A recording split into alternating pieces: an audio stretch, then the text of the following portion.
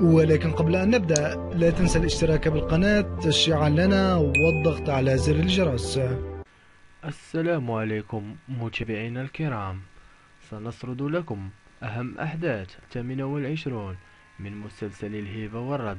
ارتفعت وتيرة الحماس في مسلسل الهيبة والرد، خاصة بعد أن اغتيال مختار الهيبة وتعليقه في الهيبة، وهذه التي سينطلق منها انتقام جبل وشرارة انتقامه، والتي بلا شك ستطال ورق نمر السعيد وأعوانه.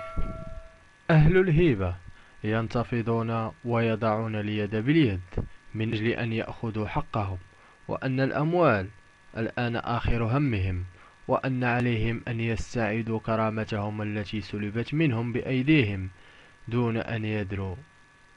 أهل الهيبة يعتذرون من جبل ذلك بعد تعرضهم للخيانة وفقدان ممتلكاتهم من طرف نمر سعيد.